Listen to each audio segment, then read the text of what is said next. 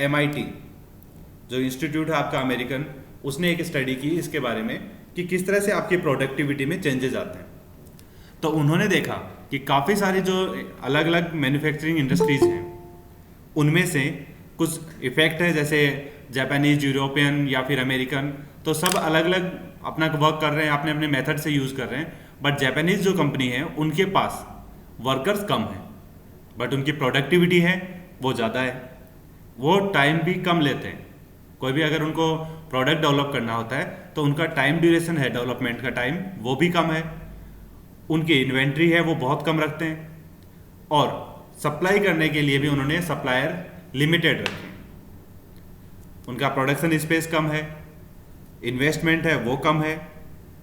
तो उस तरह से वो क्या कर सकते हैं कि जो ज़्यादा मॉडल प्रोड्यूस कर सकते हैं कम इन्वेस्टमेंट में। तो इसका जैसे एक सिंपल एग्जांपल जो कि बहुत ज़्यादा फेमस भी है, टोयोटा का, जो कि जापानीज मैन्युफैक्चरर हैं, उनका अगर हम देखते हैं तो उनका यही रहता है। आप लोगों ने देखा होगा कि बाकी सारी जो कंपनीज हैं उनके बहुत ज़्यादा इजीली हर जगह उनके शोरूम अवेलेबल होते हैं, बट टोयोटा अपने शोरूम्स हैं वो लिमिटेड रखता है। तो that means they use few suppliers, particular location के ऊपर ही उनके सप्लायर्स आपको अवेलेबल मिलेंगे। इसके अलावा उनका प्रोडक्शन स्पेस है वो लिमिटेड रहता है, और इन्वेंट्री वो बहुत ही कम इन्वेंट्री के ऊपर वर्क करते हैं, एटलीस्ट जीरो इन्वेंट्री पे। जितनी मार्केट में डिमांड होती है उतने ही प्रोडक्ट वो अपने डेवलप करते हैं। कभी भी उनके एक्स्ट्रा मॉडल्स हैं आपको मार्केट में नहीं मिलेंगे। आप शोरूम पे गए और वहाँ पे बहुत सारे मॉडल्स हैं उनके रखे हुए हैं और आप जाओ और चूज़ करो और लेके आ जाओ, तो वो फैसिलिटी आपको वहाँ पे नहीं मिलेगी। वहाँ पर आपको उतने ही प्रोडक्ट मिलेंगे जितनी उनको लगता है कि मार्केट में डिमांड है और उतने सप्लाई हो सकते हैं।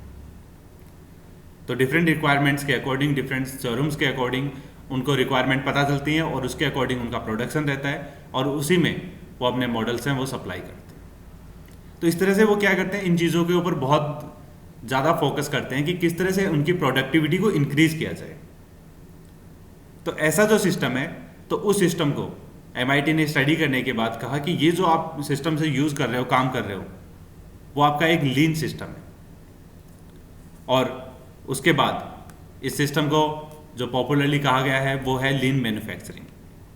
और लीन का मतलब आपको पता है कि लीन में कोई भी एक्स्ट्रा वेस्टेज नहीं होता, काफ़ी एक नैरो जो बाउंड्री होती है उसी के अंदर आपको वर्क करना होता है। कुछ पर्टिकुलर लिमिटेशंस हैं, बहुत ज़्यादा ब्रॉड एरिया आपके पास नहीं है, बहुत ज़्यादा वेस्टेज करने के लिए आपके पास पैसा भी नहीं है, वर्कर भी नहीं है, टाइम भी नहीं है, ना ही स्पेस है। तो उन सब चीज़ों को लिमिटेड स्पेस में जितनी आपको रिक्वायरमेंट है सिर्फ उतना ही आपके पास अवेलेबल है, तो वो चीज़ आपकी कहलाती है लीन सिस्टम। तो उसी लीन सिस्टम के अंदर अगर आपकी मैन्युफैक्चरिंग है तो उसे लीन मैन्युफैक्चरिंग कहा जाता है। And lean manufacturing is creative application of industrial engineering by the Japanese industrial engineers and managers and is now a popular productivity improvement methodology all over the world।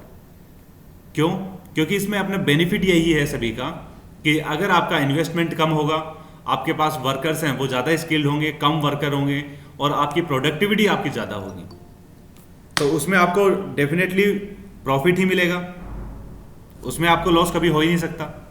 तो इसीलिए ज़्यादातर इंडस्ट्रीज हैं वो अब लीन मैन्युफैक्चरिंग की तरफ मूव कर रही हैं और अपनी प्रोडक्टिविटी को इंक्रीज करने के लिए कोशिश कर रहे हैं। तो इस तरह से हमें अपनी प्रोडक्टिविटी है उसको इंक्रीज करने के जो नए नए मेथड्स हैं उनको पढ़ना भी है, समझना भी है और उन्हें इम्प्लीमेंट भी करना है। देन नेक्स्ट आपका आता है मैनेजिंग प्रोडक्टिविटी।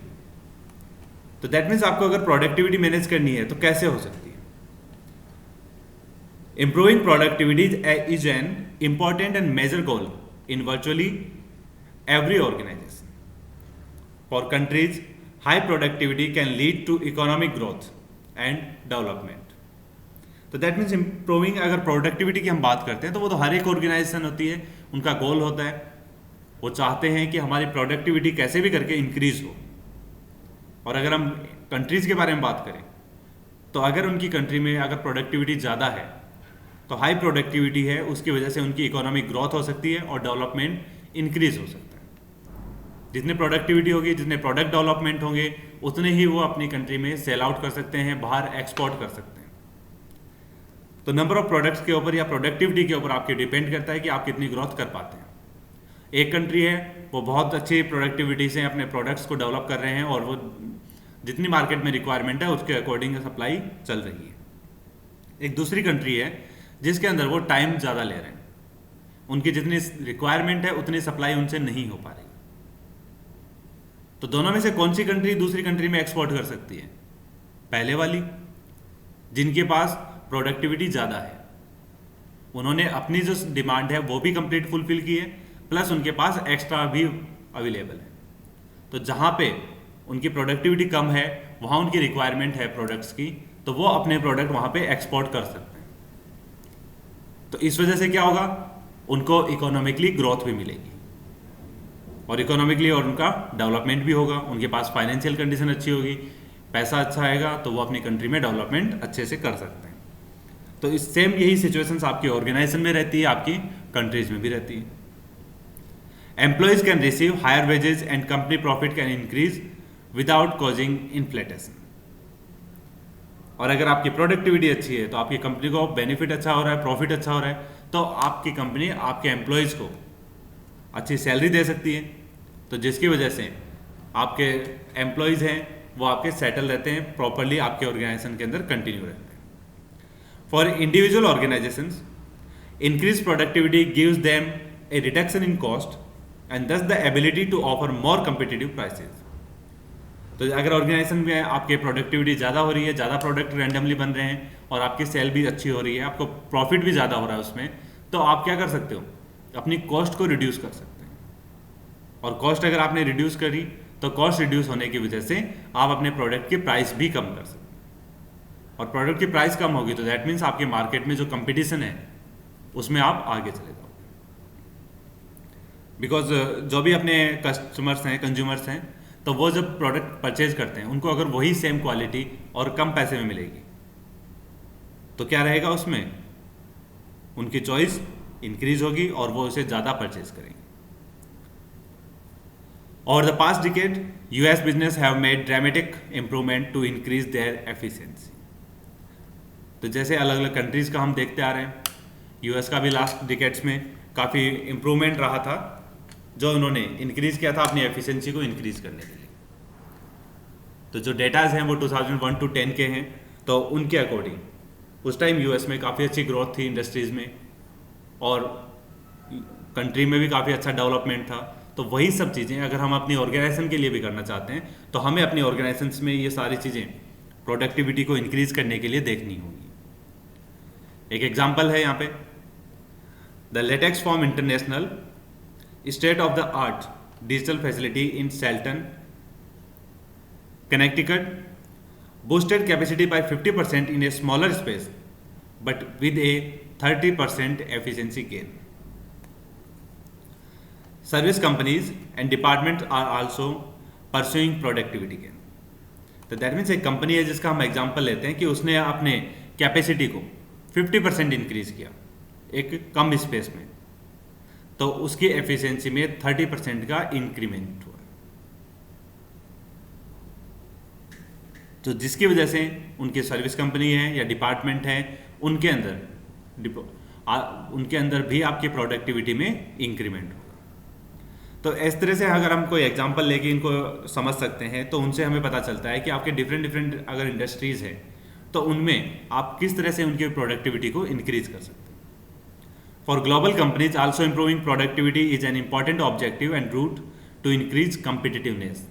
तो कम्पिटिटिवनेस में तो आप तभी आगे बढ़ सकते हैं ना जब आप टाइम पे अपना सप्लाई कंप्लीट कर पाएंगे। आपकी जो डिमांड है वही अगर आप पूरी नहीं कर पाते तो आप दूसरे प्रोडक्ट से कम्पीट कब करेंगे। अगर आपने अपनी डिमांड को पूरी नहीं किया तो आपके कंपटीशन में जो दूसरी कंपनीज हैं वो अपना प्रोडक्ट वहाँ पे सप्लाई कर देंगे और इस तरह से आपको मार्केट में लॉस होगा और आपके जो कंज्यूमर्स हैं, कस्टमर्स हैं, वो आपसे दूर हो जाएंगे। McDonald's corporation drastically reduce the time it takes to cook its French fries 65 seconds as compared to the 210 seconds it once took, saving time and other resources.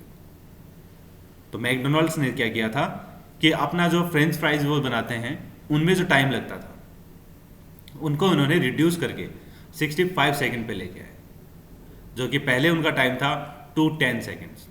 210 second उन्हें पहले लगते थे, उसके बाद उन्होंने उसको रिड्यूस किया ताकि हम अपनी सप्लाई अच्छे से कर सकें। आप लोगों में से काफ़ी लोगों ने मैकडोनल्ड्स विजिट किया होगा और वहाँ पे देखते हैं तो मोस्टली सबसे ज़्यादा पॉपुलर उनका बर्गर और फ्रेंच फ्राई ही होते हैं। तो उसी के अंदर उनको ये रहता है कि जितने ज़्यादा आपके कस्टमर्स हैं, अगर इसमें टाइम ज़्यादा लिया उन्होंने तो आपके कस्टमर्स हैं, ज़्यादा वेटिंग टाइम उनको रखना पड़ेगा, ज़्यादा टाइम तक उनको वेट करना पड़ेगा। तो ऐसा ना हो इसीलिए उन्होंने अपनी प्रोडक्टिविटी को इंक्रीज किया। इसी तरह से आपके the Canadian imperial bank of commerce based in Toronto automated it's purchasing function saving several $million annually. तो उन्होंने अपना जो परचेजिंग फंक्शन था उसको ऑटोमेटिक किया, जिसकी वजह से उन्हें लाखों डॉलर्स का ईयरली बेनिफिट हुआ। तो इस तरह से अलग अपने प्रोडक्टिविटी के लिए या अपने कस्टमर्स को कांटेक्ट में रखने के लिए अगर हम नई नई चीज़ों के ऊपर, एप्लीकेशंस के ऊपर अप्लाई करते हैं तो उससे हमारी कंपनी को, हमारी ऑर्गेनाइजेशन को या फिर हमें पर्सनली भी बेनिफिट ही मिलता है। तो इसलिए हमारी प्रोडक्टिविटी है वो एक इंपॉर्टेंट फंक्शन है और उसके लिए हमें यहाँ पे फोकस करना। तो ये तो था आपकी प्रोडक्टिविटी के बारे में। अब हमारे पास नेक्स्ट जो पॉइंट आता है, नेक्स्ट वो रहता है हमारे पास ऑपरेशंस मैनेजमेंट।